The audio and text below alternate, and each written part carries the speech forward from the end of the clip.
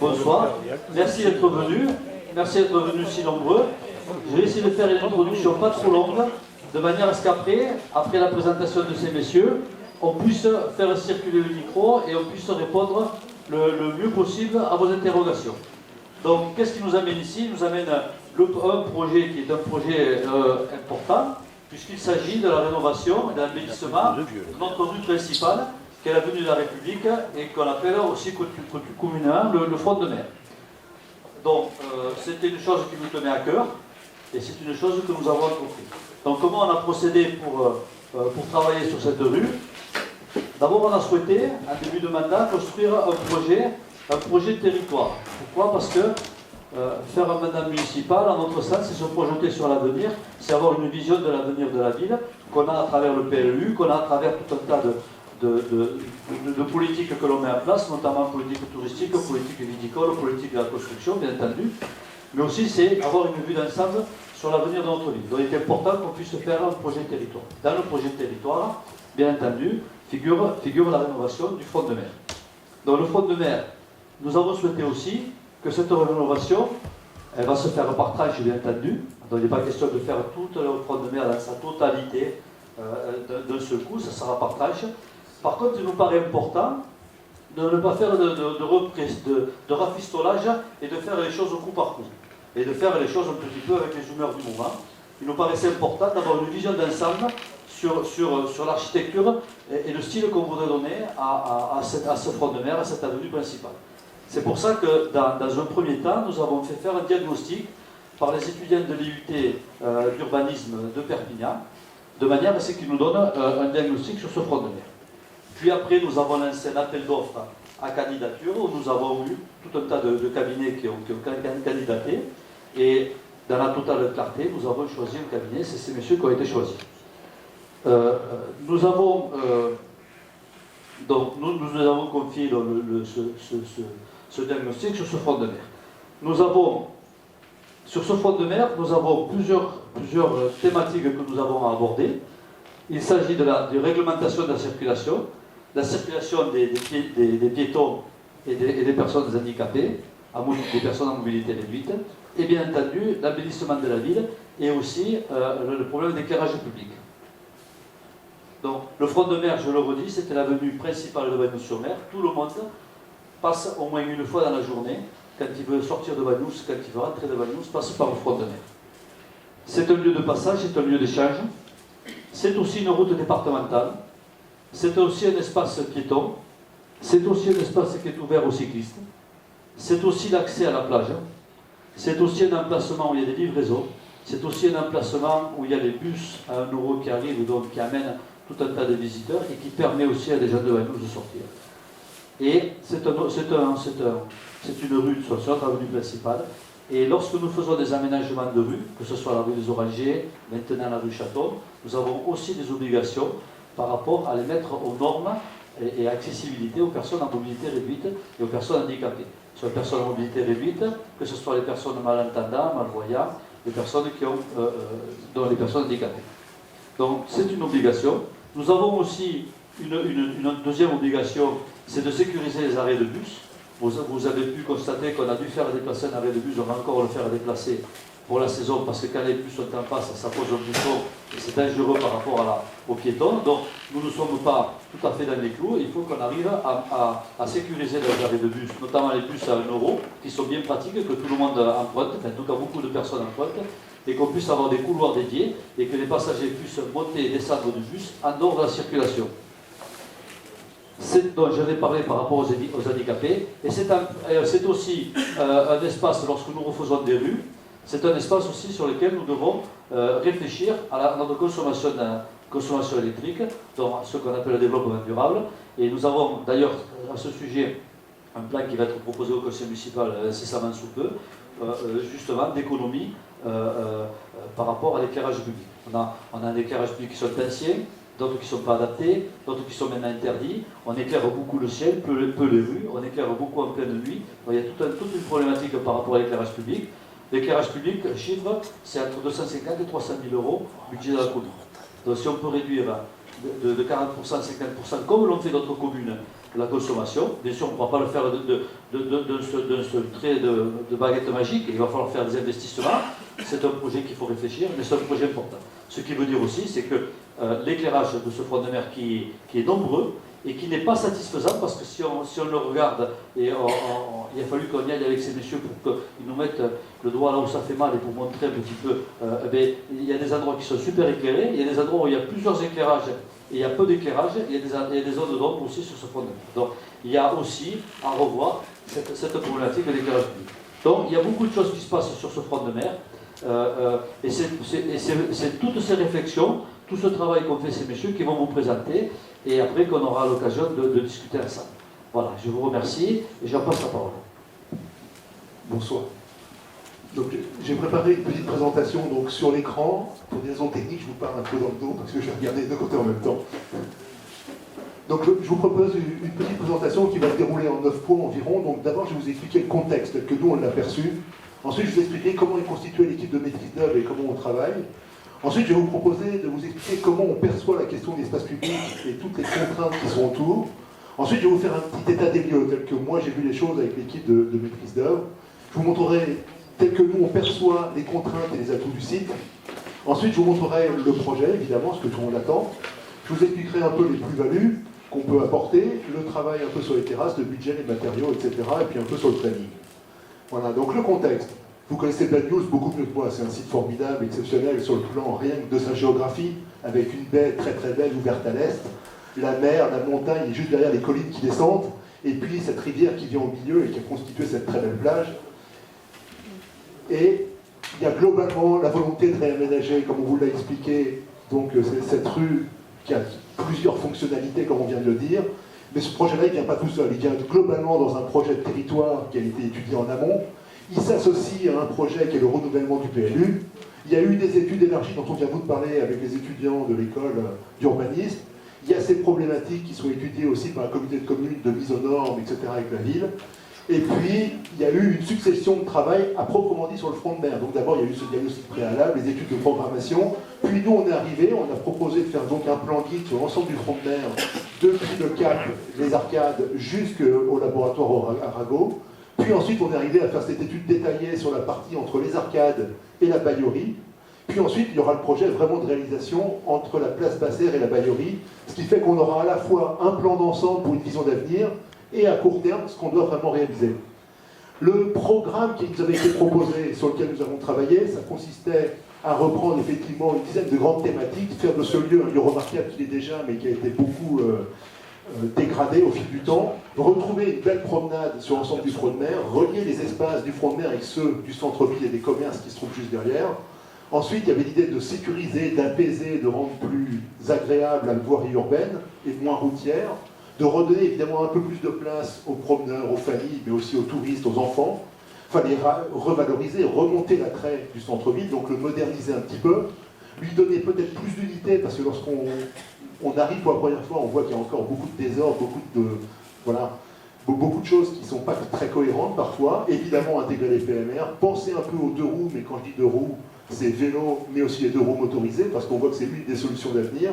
Et puis réfléchir à la problématique des terrasses et des commerces qui participent beaucoup à la vie, à la qualité de ce front de mer, et en même temps qui, des fois, occultent un peu la mer et qui encombrent l'espace parfois, notamment l'hiver.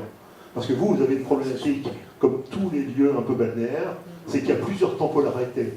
Il se passe des choses l'hiver, il se passe des choses l'été, au mois de juin, c'est pas comme au mois de juillet, et au 15 août, il est encore différent, et puis de nouveau, il y a des périodes où ça s'apaise, etc. Il y a des jours où il fait très très beau, il y a des fois où vous avez des tempêtes terribles, donc il faut prendre tout ça en compte, c'est tout la question du milieu, et de l'environnement et du contexte. À l'intérieur de ce dossier-là, nous sommes arrivés pour faire une étude sur le périmètre que j'ai appelé le périmètre orange, qui est un périmètre de réflexion, un périmètre élargi, qui consistait à réfléchir depuis, on va dire, le bord de l'eau jusqu'à la rue Saint-Pierre à peu près, c'est-à-dire pas se contenter du minimum. Et ensuite, à l'intérieur, il y avait un périmètre vraiment opérationnel, qui sera le périmètre des travaux et des études détaillées, qui est le périmètre bleu, sur la carte, pour ceux qui ont l'habitude de lire des plans, donc on peut dire que ça va sensiblement du bas des Arcades jusqu'à la Baillerie, et depuis le muret, c'est-à-dire la limite du domaine maritime, jusqu'à la façade. J'écorcherai parfois les noms, s'il y a encore des noms que j'ai du mal à citer. Donc comme l'a dit M. le maire, il y a eu plusieurs étapes. Depuis le lancement de l'appel d'offres, il y a quasiment un an jour pour jour. C'était en mai 2015. Il y a eu cette sélection du maître d'œuvre. Nous, on a proposé d'organiser un séminaire. C'est de rester plusieurs jours chez vous, de convoquer à la fois les politiques, les techniciens de la ville, de faire venir les gens du département, de la région, de consulter tout le monde, les gens qui s'occupent autour des réseaux, des tuyaux, ce qu'on appelle les concessionnaires, de faire venir un peu ceux qui connaissent bien l'histoire de la ville, de faire venir ceux qui en connaissent un peu les problématiques, les fonctionnements, y compris les gens qui s'occupent des festivités, etc. À partir de là, sur une demi-journée, on a commencé à faire un premier projet, c'est-à-dire qu'on a essayé de mettre en place le programme et toutes les contraintes. Et on a essayé d'y faire un premier plan qu'on a appelé l'esquisse. Et après, on a refait de nouveau un tour de table un peu avec tout le monde pour voir si on avait bien tout compris. Et on a pris beaucoup de temps avec la ville de ressortir à l'extérieur pour vérifier les premières hypothèses, y compris le jour, y compris la nuit. Bref, on a passé 3 jours et 3 nuits quasiment à travailler et à mobiliser les équipes de la ville. Et ensuite, on a élargi le stade, donc on a été voir au-delà du périmètre, on est monté jusque dans les montagnes là-haut pour bien comprendre si on avait vraiment tout perçu. On est rentré dans nos agences et on a conçu un plan que je vais vous présenter tout à l'heure qu'on appelle l'avant-projet.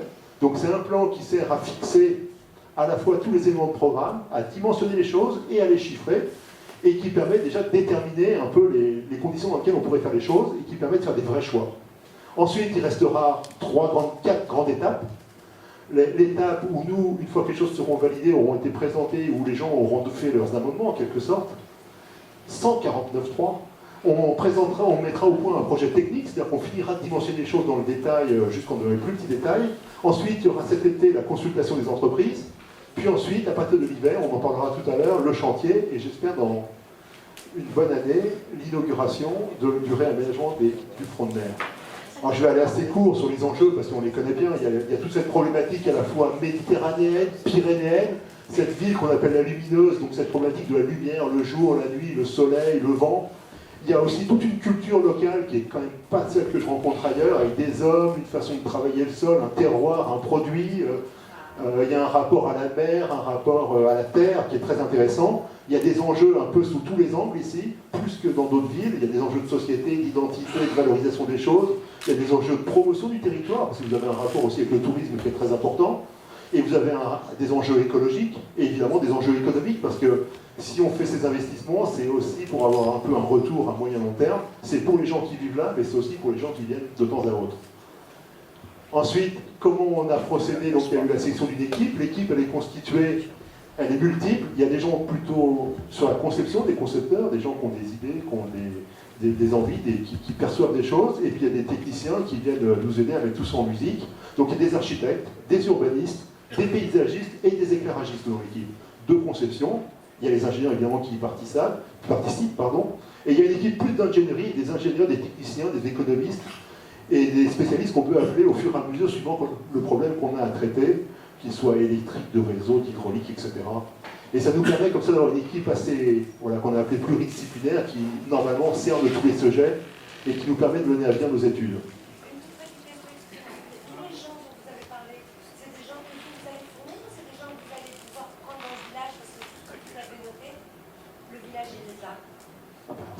Donc je vais rentrer chez moi.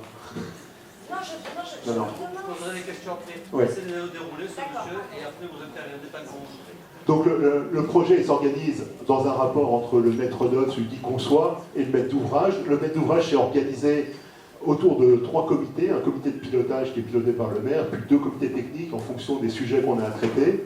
Et nous, de l'autre côté le ministère de l'œuvre, il y a 3 groupements qui se sont associés. TPFI, qui est un bureau d'études national assez important et qui est avec l'antenne basée à Béziers qui intervient sur le projet. L'agence RESAC, qui est une agence d'architecture et d'urbanisme de Narbonne, et l'agence Fritz Associés, qui est une agence qui fait du paysage et de l'éclairage. Ces équipes-là ont toutes travaillé ensemble un jour ou l'autre, mais jamais tous les 3, mais on a tous fait déjà des projets ensemble. L'agence, donc TPFI, qui est le bureau d'ingénierie, a fait une kyrielle de projets, j'en ai retenu 3, en l'occurrence les ruelles de Saint-Tropez en haut à droite, la promenade du Paillon à Nice qui vient d'être inaugurée, qui est un gros projet niçois, et un projet qui ressemble un petit peu ici, c'est toutes les promenades du port de Vannes, mais il y en aurait beaucoup d'autres. L'agence RESAC, c'est un bureau qui fait de l'urbanisme, comme on le voit en bas à gauche, qui est l'aménagement de l'entrée est de Narbonne. Il fait aussi de l'architecture. Là, j'ai choisi au hasard un concours qu'on avait fait ensemble pour un lycée à Montpellier. Et en haut, il a participé dans une autre équipe de maîtrise d'œuvre sur la réflexion sur le futur port. Mais on aurait pu citer aussi beaucoup d'autres projets, et notamment tous les aménagements du front de mer de la Franquie à côté de Narbonne. Quant à moi, je dirige une agence où on fait du paysage. Dans les choses qu'on a fait, j'ai eu la chance de diriger le chantier des quais de Bordeaux pour réaménager tous les quais de Bordeaux, donc avec le fameux miroir qu'on voit dans beaucoup de films maintenant, d'aménager les quais d'Orléans qu'on voit en bas à droite. J'ai travaillé sur plusieurs fronts de mer et puis sur plusieurs autres bords de fleuve, à Agen, à Liège. Voilà. Et nous avons dans l'équipe un pôle qui s'oriente vers l'éclairage. Donc là, j'ai choisi 3 projets au hasard. Donc les aménagements de l'éclairage de Bordeaux, les aménagements en bas à gauche de l'éclairage de Liège, qui est une grande promenade au bord de la Meuse, et le grand plan lumière de la ville de Metz, où la ville de Metz nous avait demandé de faire simultanément une étude du paysage de la ville, de l'urbanisme de la ville et de comment on pouvait l'éclairer la nuit. Donc avec des parcours nocturnes, des parcours écologiques, etc. Et d'avoir une réflexion très très globale et très en amont sur l'éclairage. Tout ça nous amène à parler de l'espace public. C'est-à-dire que tout le monde connaît la rue. Et longtemps, l'espace public, c'était l'endroit où on se déplaçait, l'endroit où on faisait le commerce, où on allait d'une ville à l'autre, où les produits arrivaient. Et longtemps, l'espace public a été dirigé généralement par les départements, les régions, ce qu'on appelait les TDE, les hommes en orange. Et c'est des gens qui faisaient les routes. Et longtemps, depuis la guerre, avec le développement de l'automobile, évidemment, c'est souvent la voiture qui a pris le dessus. Mais l'espace public, c'est aussi l'endroit où on se déplace, où on marche. C'est l'endroit où on a les arbres, où on a les squares, où on a les jardins. C'est l'endroit où on peut s'asseoir, les bancs, les poubelles. Et puis c'est un endroit de plus en plus compliqué parce qu'on y fait de plus en plus de choses. Donc dans l'espace public, il y a les voitures, les vélos, les camions, les motos. Et quand on commence à rentrer dans le détail, on voit qu'il y a beaucoup d'acteurs de l'espace public. On voit qu'il y a beaucoup d'usages. On voit qu'il y a beaucoup de temporalité, comme je le disais tout à l'heure.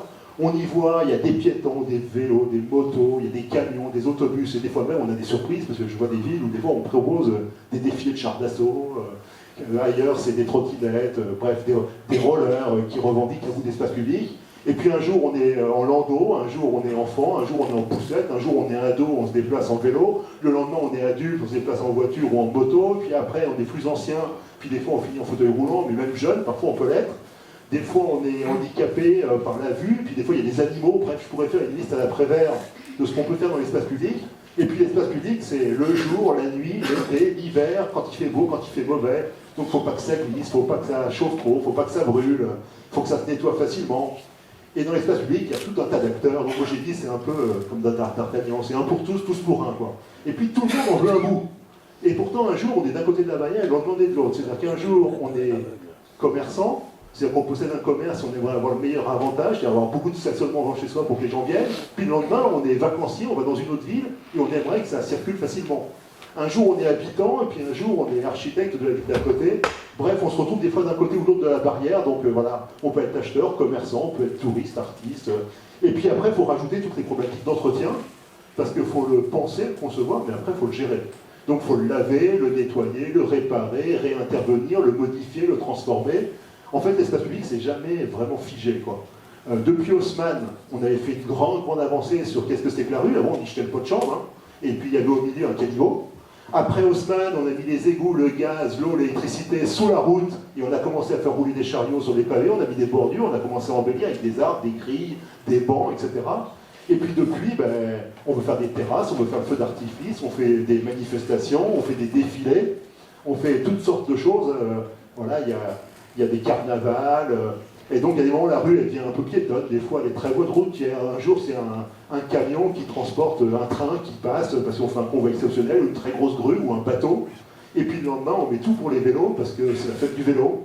Et puis un jour on décide, à Paris comme ils ont plus d'espace vert, ils se mettent du blé pendant un week-end et puis ils font les battages parce que voilà, ils décident de faire ça. Puis à Bordeaux un jour, où là par exemple dernièrement, je voyais dans des villes, ils ferment tout le week-end, et puis ils mettent tout piéton pendant 2 jours. Et puis le lundi, ça redevient voiture. Donc l'espace public, c'est un endroit de plus en plus complexe, où il y a de plus en plus d'intervenants. Et je ne l'ai pas mis dans la liste, mais il faut savoir que ce qu'on voit au-dessus ne montre pas tout ce qu'il y a dessous, mais ça a un impact très fort. Parce qu'en dessous, il y a beaucoup de tuyaux. C'est-à-dire qu'on a tous l'eau, l'électricité, le téléphone, mais il y a encore d'autres choses qui sont cachées en dessous, qui sont souvent très compliquées, et qui impactent beaucoup le dessus. Bref, en bleu, en bas, j'ai mis chacun a envie d'en prendre un bout pour lui-même. En réalité, il appartient à tout le monde. Et cet espace, il est limité souvent, quoi. Et c'est un bien commun qui est assez précieux. Et donc voilà, il faut en prendre soin. Donc cette grande tirade pour nous amener à Banyuls, où effectivement sur l'espace public de Banyuls, il y a déjà beaucoup d'usages, il y a beaucoup de contraintes et il y a des limites. Donc je ne vais pas repasser sur tous les avantages de cette ville et ce que j'ai constaté, mais il y a quand même un espace, quand j'y arrive, qui est un peu vieillissant, qui est quand même assez encombré, qui n'est pas toujours super confortable parce qu'il a vieilli, qui n'est pas toujours super lisible, parce qu'il y a beaucoup de gens qui disaient je ne vois pas mon commerce, il n'y a pas de pancarte, et quand je vais sur place, il y a des pancartes partout. L'autre me dit, moi on ne me voit pas parce que je suis caché derrière ceci, mais en réalité, si on se met en pierre, on le voit très bien. Le troisième me dit, j'ai pas assez de place pour travailler, l'autre me dit, je ne peux pas passer avec mon fauteuil, etc. Mais en réalité, il y a un peu tout, mais c'est devenu tellement confus au fil du temps que c'est devenu très peu lisible, très peu confortable. Et moi, je trouvais, dès que je suis arrivé, je me suis dit, quand même, la vue sur la mer, elle est magnifique, mais quand même altérée un peu partout. On ne voit pas si bien ça la mer, et parfois on ne comprend pas pourquoi on ne la voit pas, on pourrait faire beaucoup mieux, quoi. Et au moins pour les gens de l'extérieur, vous la voyez souvent, vous y passez, mais pour les gens qui viennent de l'extérieur, ce n'est pas toujours évident, quoi. Voilà, donc finalement, moi je me suis dit, il y a quand même un potentiel incroyable, et une attractivité potentielle qui est très très forte, quoi. Et aujourd'hui, on n'en tire pas le maximum. Donc je me suis dit, voilà, moi j'imagine un espace beaucoup plus simple, beaucoup plus lisible, un peu plus moderne, mais quand même dans la tradition, parce que j'ai pas envie que ça soit n'importe quoi, que ça ressemble à n'importe quelle ville, je veux que ça soit Banyuls. Je me dis qu'il faudrait qu'on fasse un peu plus confortable, que ce soit plus élégant, mais pas guindé non plus, quoi. J'ai envie que ça reste gai, joyeux, sympathique, quoi, que ça reste Banyuls. Donc je me dis, voilà, il faudrait qu'on trouve une ville qui se positionne un peu entre la tradition et la modernité. Je me dis que ce soit une ville qui soit entre la mer et la montagne, on ne peut pas tout axer sur la mer ou tout sur la montagne, on ne peut pas tout mettre sur la pêche ou tout sur le vin. Il faut ouvrir, on a la chance d'avoir la science, la médecine, on a la gastronomie, l'œnologie, on se dit qu'il y a quand même beaucoup de potentiel. On se dit que voilà, on peut continuer à être assez apaisé, assez serein, mais il faut un peu de dynamisme quand même, il faut que les jeunes s'y retrouvent, il faut que les touristes aient envie de venir. Voilà, il ne faut pas que ce soit qu'un lieu de passage, mais que ça devienne aussi un lieu de destination, qu'on ait envie d'y rester et qu'on dise aux autres de y aller, quoi. Donc quand j'ai fait tout cet inventaire, voilà, je me dis, c'est un site incroyable, il y a une géographie magnifique, j'ai déjà dit, l'histoire est très intéressante quand on commence à bien la connaître, il y a un climat formidable, ça vous savez mieux que moi, l'ambiance elle est très intéressante, bien qu'un peu surannée aujourd'hui, il y a une position que peu de villes ont entre la montagne et la mer, quoi. Il y a toute cette histoire avec les bateaux, la vigne, la pêche, tout ça, il y a un territoire qui a une renommée incroyable. Moi, j'ai la chance de réaménager avec l'équipe de Jean-Pierre Ressac, le village où on fait le fromage à Roquefort. Je leur dis toujours, vous, Roquefort, je pourrais vous dire la même chose à vous à Banyuls. Vous êtes quasiment aussi connus que Saint-Émilion, que les Pernets. Et pourtant, on se l'appelle où c'est, Banyuls, des fois. Alors qu'on connaît vos copains d'à côté, qui eux ont un petit bout de forteresse au bout d'un éperon rocheux, quoi. Donc moi, je dis, vous avez un produit qui est incroyable, qui est très intéressant, et puis vous avez quand même des hauts niveaux, quoi. Vous avez le laboratoire Arago, qui est un endroit formidable où il y a plein de gens qui font des choses très intéressantes. Il y a le centre réglo-marin qui va arriver, qui va compléter ce que vous aviez avant. Et puis, comme je ne sais jamais dire le nom, je dis qu'il y a le mât du vin divin. C'est là où vous allez faire le centre d'œnologie, qui est très intéressant aussi. Et puis, il y a Aristide Mayol qui vous offre quand même une carte de visite assez incroyable. Malheureusement, il y a aussi des contraintes. Il n'y a pas que des choses faciles, quoi. Il y a la rivière, qui est très sympa, mais qui peut être très, très terrible. Et puis moi, j'y vois surtout un inconvénient, c'est que dans l'état actuel des choses, la rivière, elle vous coupe la ville en deux. Et j'ai l'impression qu'il y a le Banyuls du Nord et le Banyuls du Sud. C'est-à-dire quand on fait la promenade côté arcade, on ne va pas toujours côté port, et quand on est côté port, on ne va pas trop côté arcade. J'ai envie de dire, d'un côté, il y a les baigneurs, et de l'autre côté, il y a les gens qui ont des bateaux. Il y a ceux qui sont dans l'eau, ceux qui sont sur l'eau. Et tout est un peu comme ça, et le franchissement est quand même assez étroit. Vous avez la route départementale, qui pour vous est la rue principale de la ville, mais qui vous amène un certain nombre de contraintes, si on ne fait pas ce qu'on veut, elle ne vous appartient pas d'ailleurs. Il y a les limites du domaine maritime, parce qu'on ne peut plus grappiller comme on a grappillé à une époque sur le front sur la mer, quoi. Il y a des limites aujourd'hui. Et donc les adaptations sont assez complètes à mettre en place. Vous avez un vent que vous connaissez beaucoup, beaucoup mieux que moi, mais qui peut être terrible, mais ça nettoie. Vous avez une mer qui est très agréable, mais qui peut aussi être très agressive. Et puis enfin, vous avez une limite même en altitude, puisqu'il y a un moment des risques de submersion marine, donc il faut prendre en compte qu'on ne peut pas faire tout ce qu'on veut, et il faut s'adapter à ces conditions réelles, quoi. Voilà, alors globalement, il y a des contraintes un peu d'étroitesse du front de mer. Si on voulait y mettre tout et mettre une place pour chaque chose indépendante de son voisin, il faudrait un front de mer à peu près 2 fois plus large, quoi. Et il aurait fallu supprimer la plage, quasiment. On a un profil en travers. Ce que j'appelle le profil en travers, c'est l'horizontalité de la route. Elle pourrait être penchée vers la mer, on verrait beaucoup mieux la mer. Elle pourrait être relevée, la mer nous agresserait beaucoup moins, mais on ne la verrait plus. Donc il y a tout un jeu comme ça à trouver, et effectivement, aujourd'hui, c'est pas hyper favorable parce que le mur digue fait un petit écran et dès qu'on se recule, on voit plus directement la plage et ça nous cache le début de la plage. Mais maintenant, on ne peut pas non plus le baisser parce que l'eau envahirait très vite la ville. Mais il y a cette contrainte de profil en travers qui est très importante. Il y a la circulation. Alors évidemment, ça fait vivre la ville. Mais en même temps, elle a des inconvénients, donc il faut trouver le bon régime, le bon curseur pour que les choses roulent, mais roulent agréablement. Et il y a peut-être des périodes aussi où on peut accepter des choses, voilà, plus ou moins. Je sais qu'il y a des fois, il y a beaucoup d'encombrement, puis il y a des jours où on ne voit pas de voiture sur la route, donc voilà. Et puis après, il y a beaucoup de fonctions à satisfaire. J'ai rencontré successivement beaucoup de gens qui agissent sur le front de mer.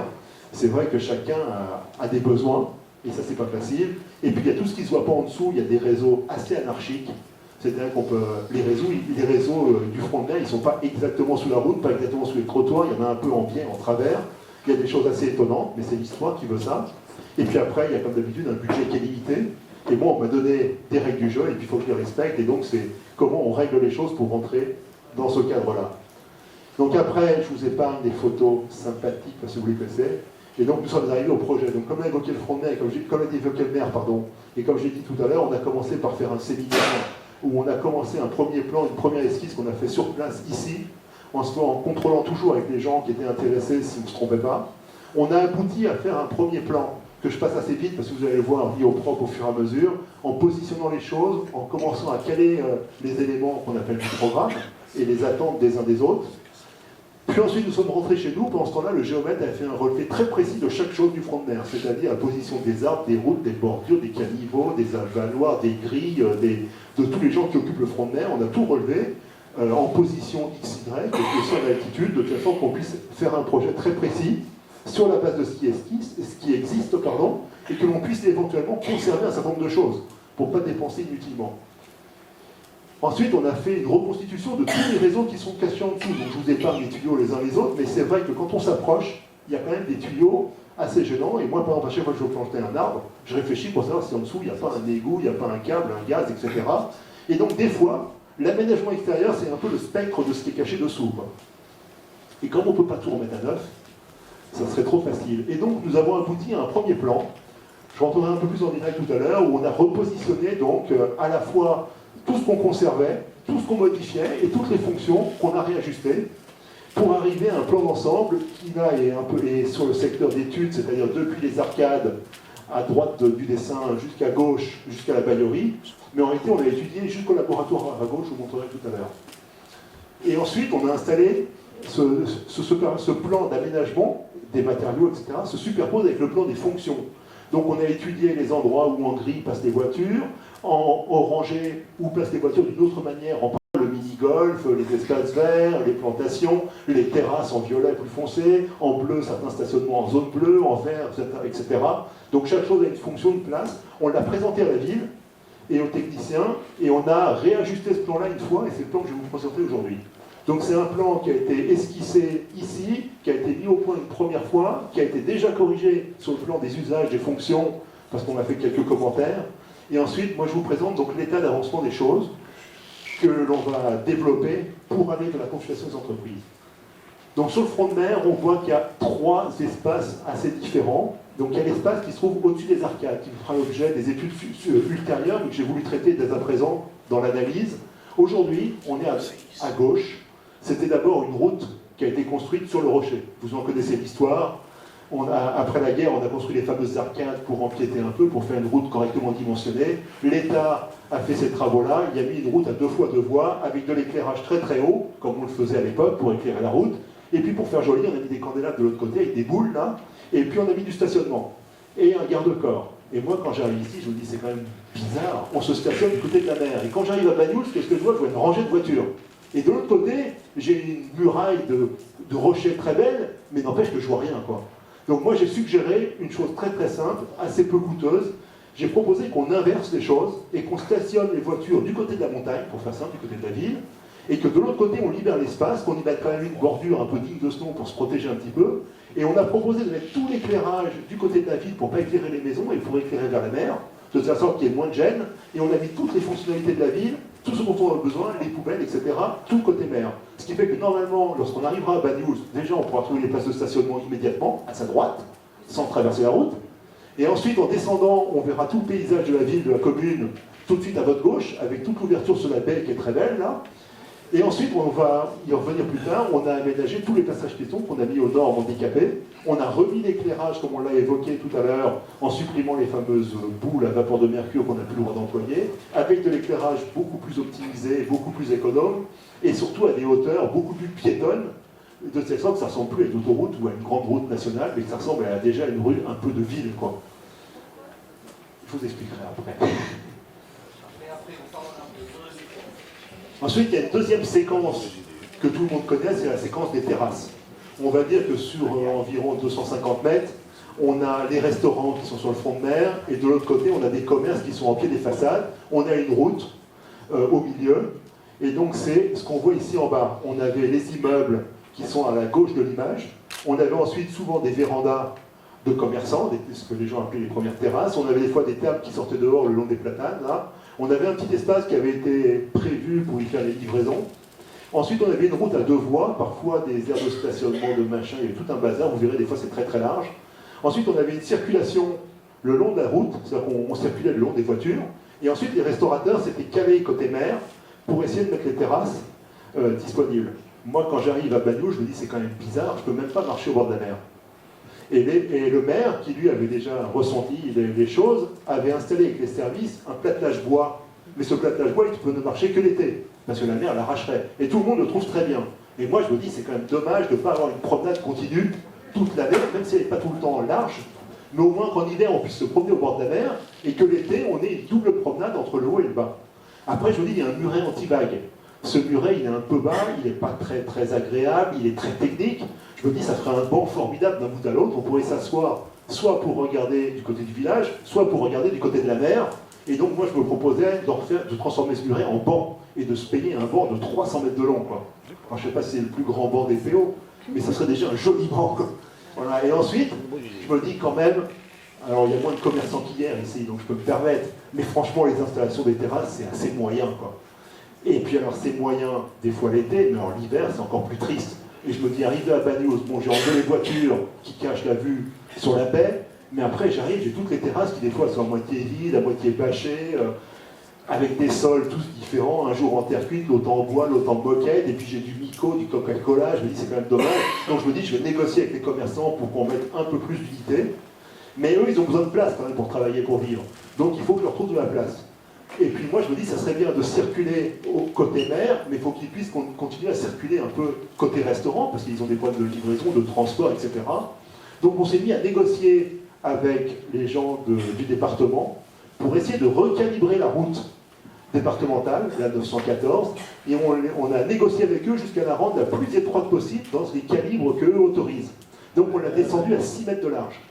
Ce qui est une façon de faire une route très très apaisée, puisque les gens ne peuvent plus foncer, puisque sinon, entre voitures, ils auraient des problèmes. Donc on a gagné de la place sur la route, des fois presque 1 mètre, des fois seulement 50 à 80 cm. On a réduit donc l'espace de la chaussée. On a affiné la courbe, parce que vous verrez maintenant que je vous ai parlé, vous regarderez la bordure de trottoir, des fois elle est droite, des fois elle est courbe, des fois elle s'élargit, des fois elle revient, parce qu'au fil du temps, on a adapté. Et avec les circonstances, moi je propose de refaire une très belle bordure, très bien tendue d'un bout à l'autre, pour grappiller encore un petit peu de place. On a resserré la route et du coup on a gagné de la place côté mer, sans trop en perdre non plus côté façade, pour la laisser conforme aux normes handicapées, c'est-à-dire avoir des trottoirs qui soient circulables. Il y a une petite exception au droit de quelques platanes que pour l'instant je veux conserver, qui font qu'on aura des petites exceptions ponctuelles, parce qu'il y a des endroits où les platanes sont un peu près. Donc une fois qu'on a fait tout ce travail-là, on a repositionné des cotes. Alors il ne faut pas lire les cotes de ce plan-là, puisque vous le savez, votre village il est assez compliqué, puisque c'est une espèce de corne, et suivant l'endroit où on fait la coupe, évidemment on n'a pas les mêmes cotes. Donc les commerçants, une fois ils ont 8,50 mètres, une fois 9 mètres, une fois 6,50 mètres, etc. Ensuite il y a une troisième séquence, on va dire, c'est il y a la grande place Reg, qu'on aurait pu étudier, mais elle est très difficile à décider, vous n'auriez pas Reg.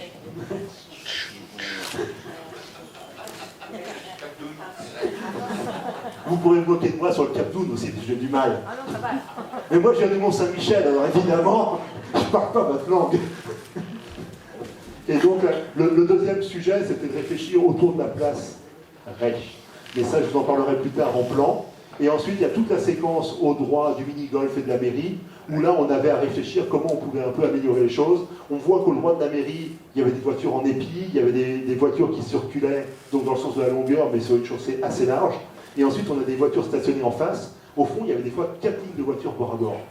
Et du coup, le mini-golf, il était un peu serré, il était bloqué contre la mer et on ne pouvait pas circuler le long de la mer. De l'autre côté, le parvis de la mairie, moi je trouve qu'il n'était pas à l'échelle de la mairie, parce que quand la mariée sort, je trouve que c'est un peu rikiki, quoi. Et puis on sort sur des bordures, sur des bornes en béton qui empêchent les voitures en fond, pardon, qui empêchent les voitures de venir, mais il y a des capots de voitures devant. Je me suis dit, on pourrait faire quelque chose d'un peu plus généreux devant l'hôtel de ville, qui est quand même le bâtiment qui est au centre de la ville.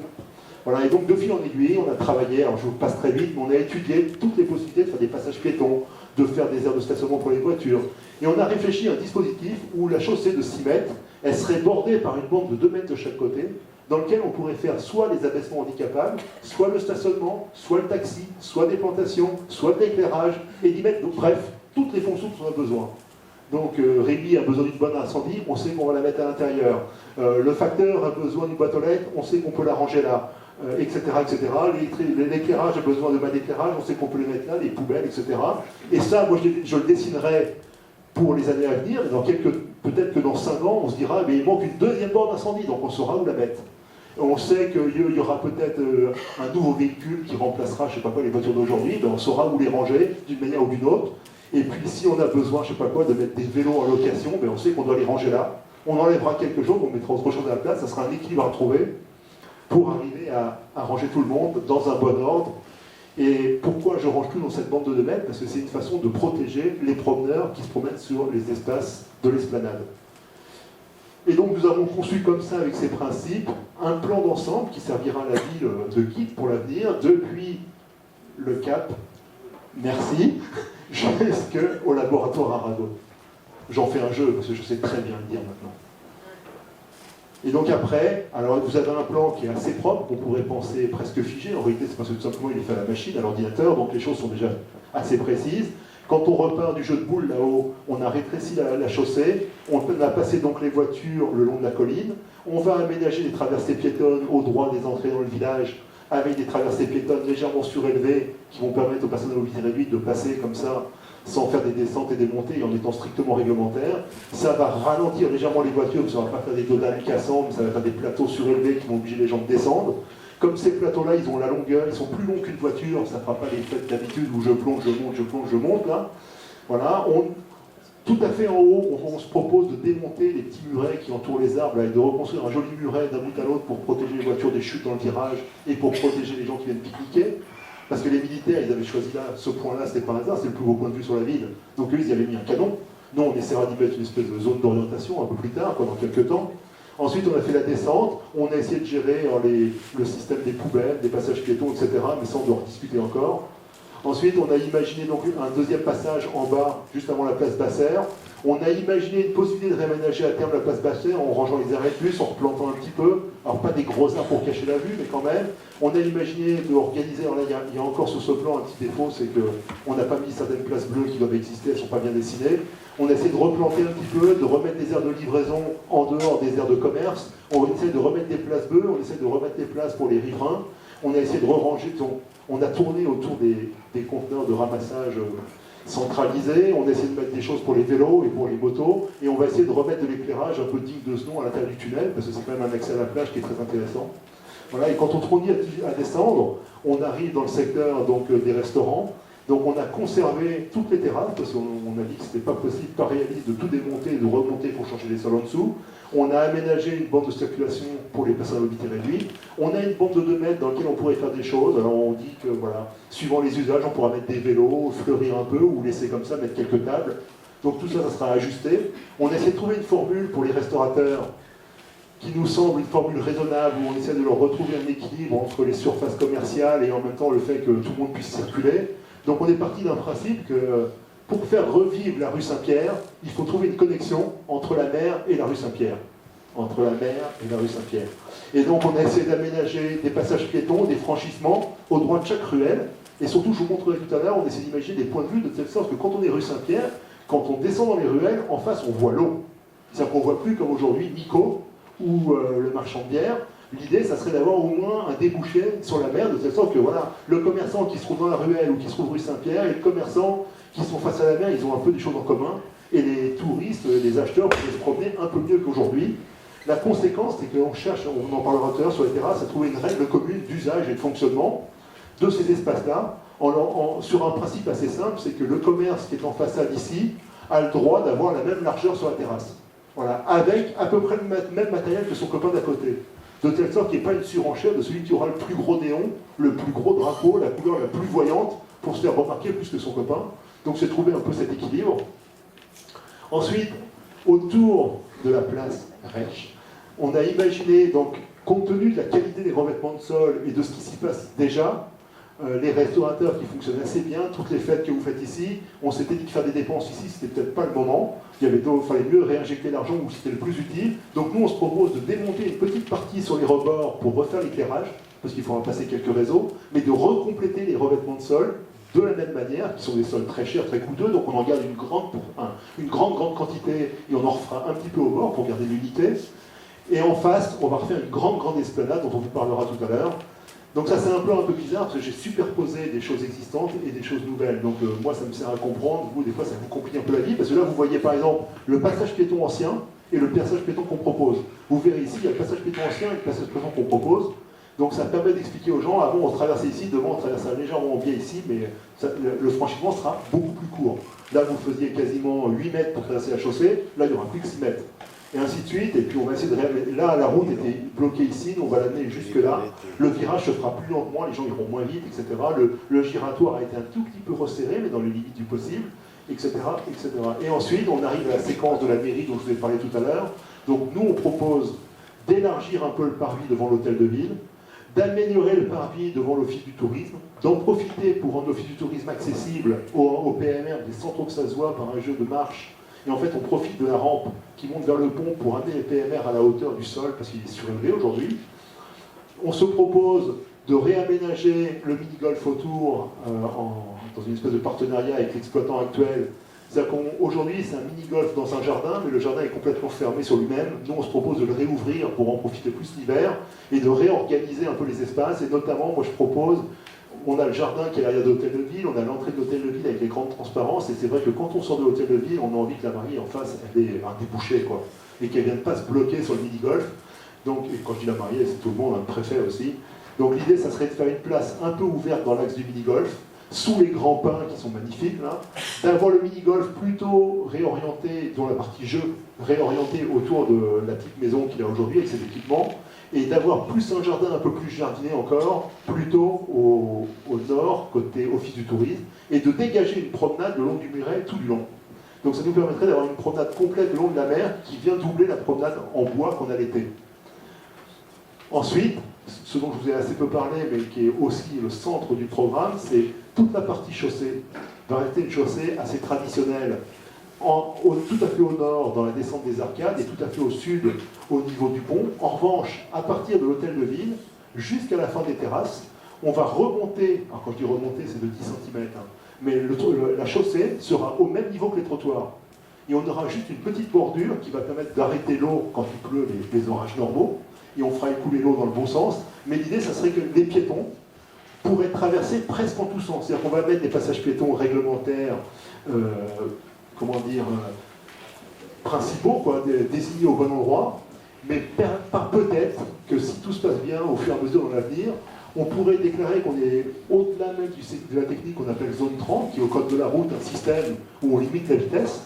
Il y a un niveau encore supérieur qui est en train de se mettre en place, qui s'appelle les espaces partagés, où là, il n'y a pas de priorité à la voiture. C'est-à-dire qu'en zone 30, la voiture est encore prioritaire, et si le piéton a un passage piéton à moins de 150 mètres, il doit passer par là. Dans les zones partagées, ils peuvent passer un peu en tous sens, et tout le monde le sait. C'est-à-dire qu'on sait qu'un vélo peut passer, on sait qu'une voiture peut passer, on sait qu'un piéton peut passer, et on doit devenir poli en disant en levant son chapeau, et on laisse passer la gare, et vice-versa, quoi. Donc si on arrive à civiliser un peu tous les gens, peut-être dans certaines périodes de l'année où, voilà, de toute façon, tout le monde me dit qu'à Banyuls, l'été, on ne roule pas. Donc c'est proche de 0 à l'heure, si j'ai bien compris. Donc il n'y a pas de problème pour faire un espace réellement partagé. Et je disais hier soir aux commerçants, moi je connais des villes en France, des villes balnéaires, où il y a un plan de circulation l'été et un plan de circulation l'hiver. Il y a même des sens interdits qui se mettent en place. Il y a des rues qui deviennent carrément piétonnes. Je connais d'autres villes où c'est dans la semaine, c'est-à-dire qu'il y a certains soirs de la semaine, quand on veut que ça soit plus vivant, certaines rues sont piétonnes, et même des rues importantes, et les voitures font le tour. Et ça devient une zone où les commerçants mettent leur table sur la route. Mais c'est une fois par semaine, quoi. Donc c'est des adaptations qu'il faut tester, expérimenter, mettre au point. Voilà, et puis après, dans toutes les petites fonctions, toujours dans la bande de mètres, ici j'ai remis le petit train, les taxis, l'arrêt de bus, et tout ça, on est en train d'ajuster. Est-ce qu'on laisse 3 taxis, est-ce qu'on en met un, est-ce qu'on en met 2? Donc nous, on pense qu'il faudrait remettre un peu de stationnement bleu, pour que les gens qui viennent s'arrêter quelques minutes à l'office de tourisme, on pourra toujours remettre des zones bleues. Et on pourrait mettre un taxi en attente et l'autre qui attend un peu plus loin. L'arrêt de bus, on l'a désigné ici, mais peut-être qu'il faut l'avancer ou le reculer, mais on a toujours le même linéaire d'un bout à l'autre, et on peut jouer comme ça, à déplacer un peu les choses. Alors, le jeu a des limites, parce qu'évidemment, on n'a pas des linéaires et des linéaires. Donc pour poursuivre, aujourd'hui, on a organisé un plan fonctionnel où on a désigné cette zone-là sert à ça, cette zone-là sert à ça. Demain, si, avec l'évolution de la ville, on pourrait peut-être inverser certaines choses. On a fait un compte qu'on a présenté à la ville, alors tout le monde perd un petit peu. C'est pas la peine de compter les chiffres. Alors évidemment, il y a un tout petit peu moins de places de parking, il y a un tout petit peu moins de zones bleues, il reste toujours 2 places handicapées, il y a un peu plus de places moto, parce que moi je pense que quand même il y a un peu d'avenir dans les villes très encombrées. Mais les motos, je ne les mets pas toutes seules. Je vais essayer de les mutualiser avec les livraisons. À certaines heures, on pourrait mettre les livraisons, à d'autres heures, on pourrait mettre plus de motos. Ça serait des jeux un peu comme ça, où certaines périodes de l'année, c'est tel service, d'autres périodes, c'est des heures de l'année, des heures de la journée qui servent à certaines choses, et c'est comme ça qu'on va pouvoir mettre tout le monde sur le front de mer. Alors ça veut dire un peu de discipline, ça veut dire un peu de réglementation, ça veut dire peut-être des PV, etc. Donc on a laissé les 2 places de bus, une place pour le train et quelques places pour le vélo, parce que Banyuls, c'est pas quand même l'univers favori des vélos. Voilà. Ensuite, on commence on a assez avancé, mais on n'a pas complètement figé les choses sur la question du mobilier, des équipements, etc. de la ville. Donc il y a cette idée de faire un grand banc sur le muret aujourd'hui, en mettant dessus peut-être une grande pierre, ou de mettre une pièce en béton préfabriqué, ou de faire une assise. Voilà, de voir, il y a des gens qui mettent du bois, donc nous on serait plutôt partisan de mettre une très belle pierre, avec un bord arrondi, une pierre polie, sur laquelle on serait très très confortable, mais qui ne serait pas fragile. Ma première idée, c'était d'utiliser vos très belles gouttières en vernissé, en terre vernissée, qui sont magnifiques, qui sont typiques d'ici, et j'aurais bien fait un très très beau trait de couleur, très élégant. Mais Rémi, qui connaît bien les ostrogos locaux, me dit qu'ils vont me l'abîmer trop vite. Ensuite, c'est ce que sont les... Ouais. Ouais. Donc ensuite, on doit réfléchir au revêtement de sol. Donc on travaille sur plusieurs typologies. On aimerait mettre de la pierre naturelle. On est en train de tester des solutions avec des bétons contemporains, pas des petits bétons pauvrets, hein, des vrais bétons décoratifs. On s'oriente vers la pierre naturelle. On est en train de chercher le bon équilibre, parce qu'évidemment la surface est très importante. Ensuite, on réfléchit à un banc sur lequel on pourrait s'asseoir confortablement, avec des formes confortables, pas trop fragiles, des bancs où on pourrait peut-être discuter tête bêche, des bancs avec peut-être des accoudoirs pour pas qu'on dorme dessus, des bancs un peu doux, arrondis, mais pas trop en ferraille pour pas qu'ils brûlent, des bancs en bois, mais pas fragiles non plus. Donc, il y a des problématiques à Banyuls que je rencontre dans toutes les villes de France, c'est toujours la même histoire, hein, c'est les détournements d'usage. Donc, il faut faire le mieux possible pour les gens normaux, et en même temps, il faut penser aussi aux gens qui utilisent les choses à l'envers. Donc voilà, il faut qu'on choisisse un banc, après du mobilier, des poubelles, des potelets, etc. Je ne vous ai pas tous les détails de la ville. Hein. Il faut qu'on réfléchisse à planter. Vous avez aujourd'hui des palmiers qui sont arrivés dans les années 60. Certains sont très fatigués. On sait que les palmiers sont souvent malades aujourd'hui, et en même temps, ça fait un peu le caractère de Banyuls. Longtemps, les bords de mer méditerranéenne, on a essayé d'introduire de l'exotisme un peu, parce que le palmier, ça faisait voyage, comme vacances. Vous aviez des très beaux pins qui, moi, me parlent beaucoup de la montagne et de la mer, et je trouve ça très intéressant, mais on sait qu'ils font des gros dégâts sur les sols, mais ils font une belle ombre. Vous avez quelques platanes, mais certains sont en mauvaise santé, et puis c'est vrai que c'est très volumineux pour les gens qui ont les maisons derrière, et puis au front de mer, on peut mettre les arbres qu'on veut, parce que entre le vent, le sel, voilà, on peut mettre que des essences vraiment, vraiment adaptées. Alors voilà, on va essayer de voir si on peut diversifier un peu. Moi, j'ai plutôt proposé qu'on ne recherche pas un aliment absolu d'une seule essence, mais qu'on diversifie pour parer aux éventuelles maladies. Parce que tout le monde pleure de voir tous les platanes du Catalini tomber en une seule fois, là. Donc moi, je me dis, voilà, et puis comme chez vous, il y a déjà des essences qui existent, il reste quand même des arbres sains. Je me dis que pour le paysage d'après le chantier, pour profiter de ces arbres-là, c'est déjà bien. C'est-à-dire qu'on va garder tout ce qui peut être gardé, et puis on prévoira le remplacement. On va déjà préparer l'avenir pour nos enfants, et en même temps, on va amener de la diversité, que ça fasse un peu jardin, quoi. Que ça fasse pas aliment de, je sais pas quoi, de route départementale un peu militaire. Voilà, donc il y a des essences, moi j'en ai mis une seule là pour montrer, voilà. Et puis après, on pourrait varier, je sais pas, du cyprès de Provence, tenter, je sais pas, un eucalyptus ou deux, voilà, varier un peu. Moi, la seule contrainte, la règle que j'imposerais, c'est des arbres qui soient assez hauts, de telle sorte qu'on voit dessous. Voilà. Et après, une deuxième strate très basse pour qu'on voit au-dessus. Donc à chaque fois que je vois un arbre entre 1 mètre et 2 mètres de haut, je dis qu'il est mal placé. Ces arbres-là, il faut qu'on les garde pour d'autres espaces, de telle sorte que le champ visuel soit toujours conservé vers la mer ou depuis la mer vers le village et la montagne. Parce que ce qui est beau chez vous, c'est quand on fait une photo dans le sens transversal, et quand on est à un angle, dans une extrémité de la promenade, on voit déjà l'autre extrémité. Donc il y a tout un jeu comme ça de se voir face à face.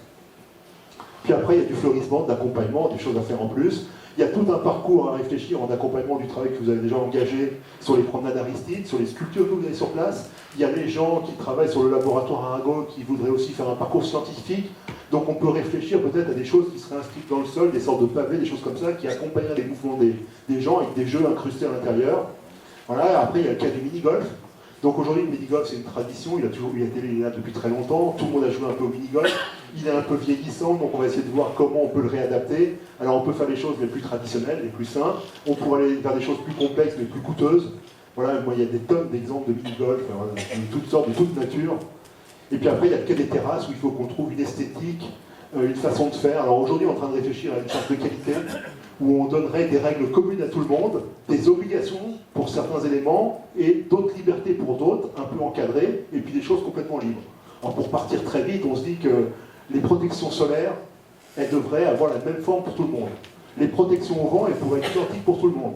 Après, le décor intérieur, on pourrait donner une liberté. De telle couleur à telle couleur, de telle matière à tel autre matériau. On pourrait dire on ne met pas de plastique, on accepte le bois, l'acier, je sais pas quoi, le bambou. On pourrait dire on prend des couleurs claires, on prend des couleurs sombres, ou on fait comme à Roland-Garros, tout le monde vert. Voilà. À Saint-Nazaire, c'est tout le monde blanc. Mais par contre, à Saint-Nazaire, ils sont malins parce qu'en dessous, ils mettent des lumières de couleur. Donc le soir, c'est très festif, et les parasols s'éclairent en couleur. Donc on reconnaît les commerçants, tu vois. Donc il y a tout un travail de la monnaie avec les commerçants pour trouver à la fois de l'unité et de la diversité. Quoi. Et puis après, les assiettes, les couverts, les tables, chacun fera ce qu'il voudra peut-être, ou peut-être que chacun choisira ses couteaux, ses fourchettes, et puis son menu, quoi. Ce qu'il vend, parce qu'au fond, monter la qualité des équipements, c'est aussi monter un peu la qualité de ce qu'on y fait et de ce qu'on y vend. Et voilà, que ça soit toujours un petit peu mieux.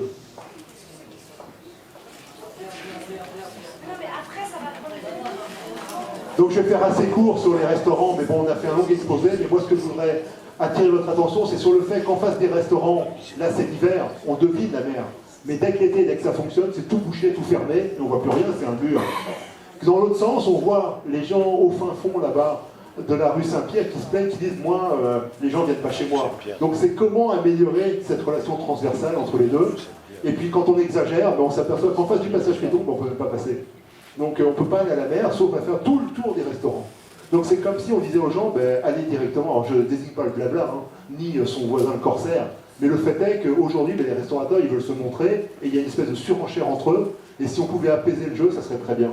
Voilà, donc on s'est dit quelques règles, une distance par rapport à la bordure, une largeur commerciale qui correspond à la largeur de la façade, qui de fait libère le passage des chaussées, des trottoirs, et puis après, des règles un peu communes à tout le monde et des épaisseurs communes, de sorte qu'on puisse avoir du matériel commun, des protections solaires et au vent identiques, des règles communes sur l'éclairage de mobilier des enseignes, etc., etc.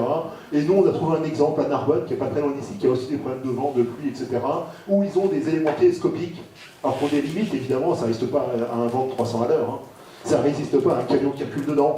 Mais avec un investissement donné, on arrive à une règle commune à tout le monde qui n'est pas aberrante, et en dessous, chacun pourrait mettre l'énergie, l'envie, et puis le style qu'il a envie d'y mettre, mais au moins on aurait un ensemble commun, quoi. Alors j'ai fait l'explication, je vous épargne les chiffres, mais on a vérifié qu'entre les baux qui existaient, les zones qui étaient réellement utilisées et ce qu'on proposait, il n'y a pas des écarts monstrueux. C'est comme les voitures, il y a un petit peu moins de stationnement, il y a un petit peu moins de restaurants, il y a un tout petit peu moins de golf, il y a un tout petit peu moins d'esplanade, mais il y a aussi les franchissements PMR, les stationnements d'autobus, l'éclairage qui devient correct, etc., etc. Donc d'un côté on grappille et de l'autre côté on donne. C'est un équilibre à trouver. Et donc après, ça sera à eux de trouver l'ambiance avec nous sur les règles qu'on donne, et puis après on pourra se poser la question de savoir si on va jusqu'à donner ces règles à la rue Saint-Pierre par exemple, ou à une autre rue un peu plus loin. Voilà. Et après il y a le problème du mini-golf, donc ça je vous l'épargne, mais voilà, grosso modo le mini-golf on repositionnerait en face de la rue Charles de Gaulle, et un jardin en face. On pourrait réfléchir avec l'exploitant à voir comment on fait fonctionner tout ça ensemble. Ce qu'on aimerait, c'est que l'hiver, lorsque le mini-golf ne fonctionne pas, que ça redevienne aussi un jardin. De telle sorte qu'il n'y ait pas un espace un peu fermé. Comme j'expliquais tout à l'heure, l'espace public, c'est pas fait pour le privatiser. Donc il n'y a pas de raison que l'un ou l'autre se réserve une zone toute l'année, tout le temps, pour lui, même s'il n'exploite pas, quoi. Voilà. Et ça donnerait à la ville du potentiel pour y faire d'autres activités à d'autres moments, ou faire des événements plus gros, c'est-à-dire qu'exceptionnellement, on pourrait ranger un peu les choses pour faire une fête beaucoup plus grande. Voilà. Pour ça, je vous ai peint le détail, les surfaces. Et donc, arrivé à ça, il y a une question après d'esthétique. Qu'est-ce qu'on veut donner comme tonalité à la ville?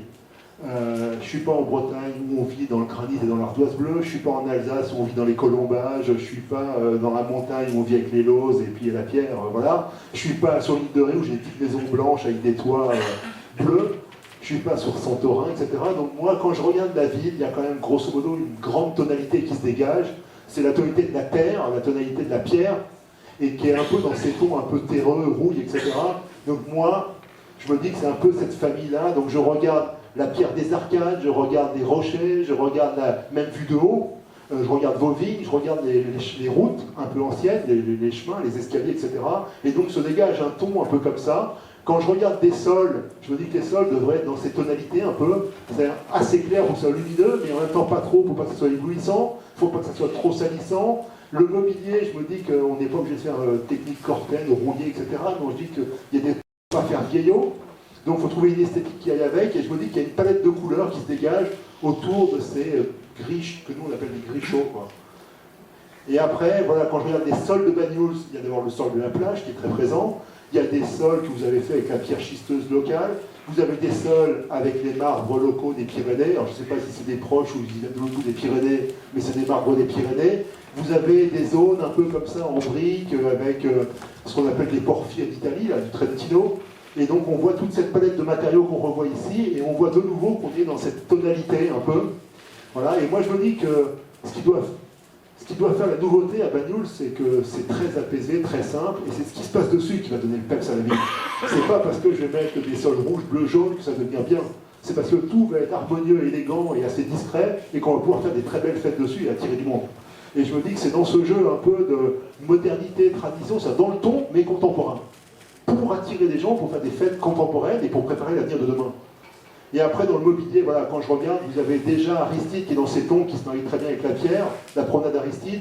J'ai vu des mobiliers plus grenats qui sont un peu dans le ton, mais un peu décalés, ça fait plus penser au vin, mais n'empêche que ça se marie pas si mal que ça avec la pierre. Il y a des brins un peu chauds des fois, donc voilà. Il y a des choses comme ça, et moi je me dis, voilà, si on marie toutes ces tonalités de brun chaud avec des végétaux méditerranéens assez sombres et d'autres un peu argentés, il y a certainement un ton général qui se dégage, voilà, entre la terre, le ciel, les végétaux et vos maisons, qui ont ces façades assez claires avec des petites taches de couleur un peu pastel parfois, et des toitures un peu terre cuite. Voilà, je me dis qu'il y a quelque chose comme ça. Après, tout ça, ça a un coût, donc on a fait une estimation qui correspond à l'investissement qu'on a prévu d'y mettre. On sait le fameux 1,7 million. On m'a dit, disons, je sais qu'il y a toute une partie qui, de toute façon, devait être dépensée par la commune, puisqu'il fallait de toute façon adapter aux personnes à mobilité réduite. De toute façon, il fallait refaire l'éclairage. De toute façon, il fallait adapter les arrêts de bus. Et puis, il y a des choses qui sont subventionnables. Il y avait des réseaux aussi à reprendre, et quand on reprend des réseaux, inévitablement, on doit reprendre des chaussées. Donc tout ça, on va essayer de profiter. Et là, j'ai mis des prix, qui sont les prix avec les mêmes prix que si on faisait des travaux neufs. En réalité, si on devait faire ça de manière isolée, c'est certainement 30% plus cher. Parce que si on doit refaire un arrêt de bus tout seul, faire venir une entreprise, un machin, c'est souvent beaucoup plus cher. Et après, il y a des choses qui peuvent être subventionnées. Quand on refait la route, le département, on paye 40%. Quand on refait l'éclairage, la commune en paye une partie, parce qu'on fait faire des économies. Quand on fait du transport collectif, il y a des économies aussi. Et peut-être pour les pistes cyclables, moi je rajouterais, on peut potentiellement avoir des subventions. Et puis après, il y a la question du planning qui intéresse tout le monde. Donc, c'est pas grosso modo, c'est l'objectif et les raisons pour lesquelles on a accéléré beaucoup les études. C'est on aimerait commencer les travaux juste après la fête des vendanges, donc à la fin de la saison, et on aimerait réouvrir les espaces pour la fin avril, c'est-à-dire pour le muguet. C'est les règles du jeu qu'on s'est données. Donc pour les études, on s'est donné les règles du jeu qui permettent de le faire. Donc on a fait ce séminaire très très vite, juste après l'attribution des marchés. On a fait la VP, on a l'avant-projet en un mois. On va faire le projet en un mois. Donc nous, on va mettre les hommes et les heures qu'il faut pour faire les choses en temps et en heure. Et on va lancer l'appel d'offres dès l'été. pendant que les touristes sont là et profitent de la ville, nous on va essayer de faire travailler les entreprises pour être prêts, dès qu'ils vont partir, libérer l'espace. Et après, il faudra s'organiser avec les habitants, avec les commerçants, pour que les choses se fassent au bon endroit, au bon moment. C'est-à-dire, évidemment, on ne va pas casser les terrasses tout en même temps, on ne va pas tout arrêter pendant 6 mois. Il faudra faire secteur par secteur et organiser les choses pour que ça fonctionne correctement. Évidemment, on a tous envie de voir à quoi ça pourrait ressembler. Donc voilà ce que je vois du front de mer lorsque j'y vais aujourd'hui. Nous sommes devant la mairie, près de l'office du tourisme, et on regarde vers les arcades. On a la zone où s'arrête le petit train. Quand il n'y a pas de petit train, aujourd'hui, il y a une bande au sol. À côté, il y a des taxis. Quand il n'y a pas de taxi, il y a une bande au sol. On a les anciens pins qui avaient été plantés par le grand-père du monsieur qui gère le mini-golf aujourd'hui. On a la cabane du petit train qui ne sert à rien. On a une cabine autobus qui sert de téléphone qui ne sert à rien. On a des pancartes sur lesquelles on ne voit pas bien. Il y a de l'éclairage qui était autant le ciel que le sol. Il y a des mâts DDE qui ont été recasés ici pour éclairer le mini-golf. Et puis il y a des mâts à 9 mètres de haut pour éclairer la route. Il y a des pancartes partout. Carrefour, la pharmacie, le machin. Il y en a dans tous les coins. Et puis même ça suffit pas. Donc on remet des barrières de police pour essayer de faire comprendre aux gens où ils ont le droit d'aller, pas d'aller. Et on a beaucoup de sols noirs, de l'enrobé. On a des sols très variés sur les bords. Parce que là, on a du rouge en face, on a du jaune. Bref, c'est un peu, pas le chaos, mais c'est la cacophonie, quoi. C'est comme dans une cour d'école, tout le monde parle en même temps. Donc nous, on se propose de faire un nettoyage assez général, de réouvrir les vues horizontales sur le paysage au loin, de mettre dans cette bande, de tout ranger dans cette fameuse bande de 2 mètres, que nous, on appelle entre nous la bande fonctionnelle de service, le potelet, l'éclairage, les végétaux, le stationnement, etc. De libérer un peu plus l'espace et d'enlever les haies et les clôtures qui sont autour du mini-golf, de réorganiser le mini-golf, de faire cette banquette au fond et d'agrandir un peu la place de l'office du tourisme. Et là, ça a été mangé un peu par la mise en scène, par la mise en page, pardon, mais d'élargir un peu le parvis de l'hôtel de ville. Et surtout, on comprend ici que l'idée, c'est lorsqu'on a franchi le pont, on est sur la route traditionnelle, et lorsqu'on arrive dans l'hôtel de ville, on monte sur ce qu'on appelle un plateau, et là, tous les sols sont au même niveau. C'est la solution qu'a adaptée, je crois, c'est les Sables d'Olonne, un peu dans cette même typologie, et moi je trouve que ça fonctionne très bien, c'est très élégant. Ça désigne à la voiture qui rentre dans un espace qui n'est pas tout à fait un espace routier, quoi. Et ça lui dit, vous êtes déjà presque sur une place. Alors évidemment, ça doit s'accompagner de potelets, de mobilier, pour pas qu'ils puissent envahir partout, puisque il n'y a plus les bordures qui empêchent de monter, quoi. Mais normalement, comme tout est rangé, les voitures sont rangées parallèlement à la route, donc on ne peut pas traverser partout non plus. Ça, c'est si les végétaux actuels étaient en bonne santé. Aujourd'hui, on a des palmiers qui souffrent tous. Il y a ce fameux papillon qui vient grignoter au moins 2 espèces de palmiers. Il y en a un qui résiste encore bien.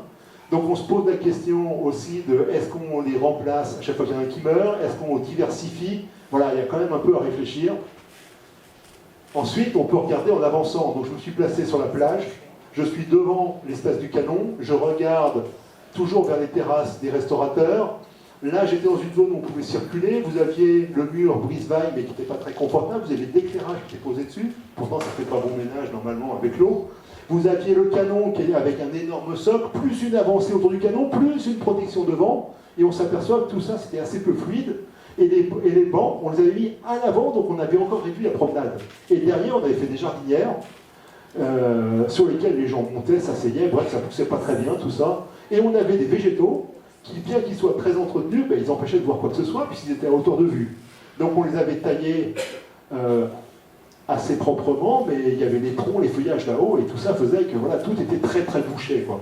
Nous, on se propose de réouvrir un peu le paysage de la ville, et on l'a vu tout à l'heure depuis la route, mais on pourrait le voir aussi depuis la plage, donc d'améliorer encore un peu le plage que la ville installe en ce moment, de créer une promenade le long du mur, de remettre une jolie pierre sur le mur d'un bout à l'autre, de telle sorte qu'on puisse s'asseoir soit devant, soit derrière, de remettre des bancs, mais de les reculer entre les palmiers, de telle sorte qu'on puisse circuler librement au bord de la plage, et de donner plus de place pour avoir plus de polyvalence sur les esplanades, et de remettre un peu d'ordre dans les terrasses.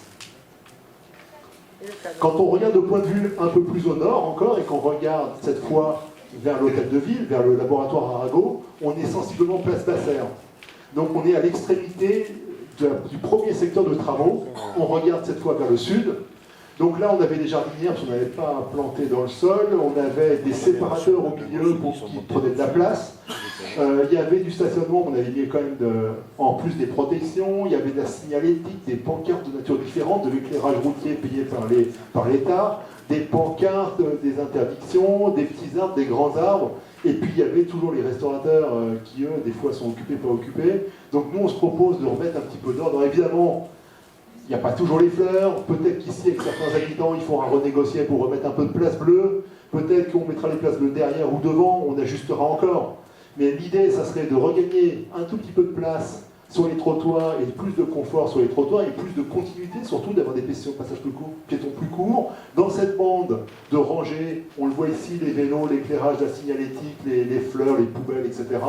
D'avoir une route un peu plus étroite, toujours en plateau et qui va s'arrêter juste ici, là, et de remettre en ordre les terrasses. Volontairement, on a tout mis en blanc pour pas qu'il y ait de discussion dans un premier temps, puis après on choisira la tendance et l'orientation qu'on donne à ces terrasses.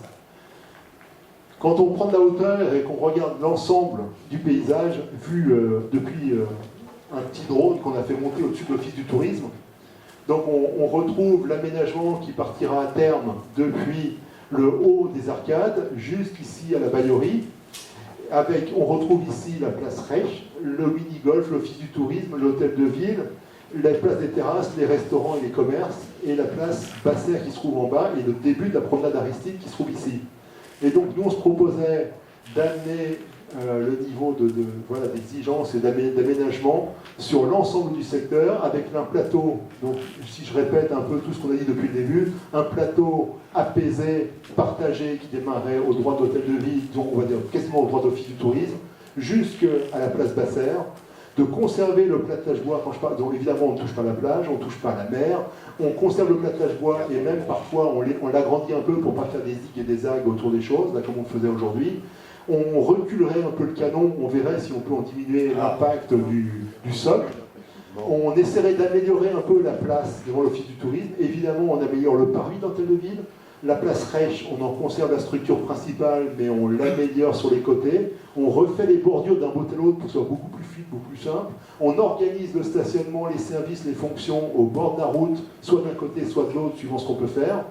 Et ensuite, on réaménage très légèrement la première frange devant les terrasses ici, pour passer les réseaux, pour repasser l'éclairage notamment, et pour pouvoir remettre l'éclairage à neuf. On essaye de retrouver des matériaux de qualité, pérennes, faciles à entretenir.